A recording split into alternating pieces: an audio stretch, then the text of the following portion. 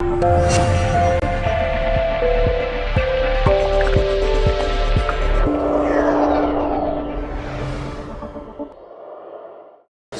ప్రకారం నిన్నటి వరకు ఇంచుమించుగా 22,000 పైగా వారిని రెస్క్యూ చేయడం జరిగిందనేటువంటి సమాచారం ఇవ్వడం జరిగింది. 62,000 మందిగా ఎక్కడికక్కడ ట్రాప్ అయిపోయి ఉన్నారనేటువంటి మాట చెప్పిన దాంట్లో అంతేకాకుండా హెలికాప్టర్స్ ద్వారా అక్కడ ఉండేటువంటి భక్తుల్ని డేరాడూన్ ఇతర ప్రాంతాలకు తీసుకొచ్చేటువంటి సమయంలో ముందుగా మహిళలని పిల్లల్ని ముందు తీసుకొని రావడం జరిగింది. హైదరాబాద్ బంజారా హిల్స్ నుండి వెళ్ళినటువంటి 14 మందితో ఉన్నటువంటి గ్రూప్లో 12 మంది తిరిగి డేరాడూన్కి వచ్చారనేటువంటి మాట.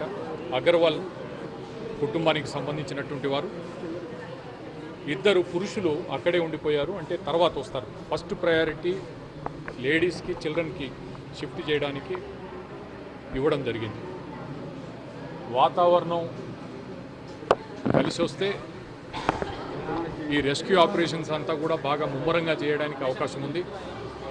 నిన్న గౌరవ ప్రధానమంత్రి గారు, అదేవిధంగా గౌరవ యూపీఏ చైర్పర్సన్ కాంగ్రెస్ అధ్యక్షురాలు సోనియా గాంధీ గారు కూడా విమానంలో హెలికాప్టర్ ద్వారా పర్యవేక్షణ చేస్తూ తిరిగి వచ్చిన తర్వాత అక్కడ ఉండేటువంటి పరిస్థితితో బాగా ఆందోళన చెంది ఉత్తరాఖండ్ రాష్ట్రానికి 1000 కోట్ల రూపాయల సహాయం అందజేయడానికి ప్రకటించారు.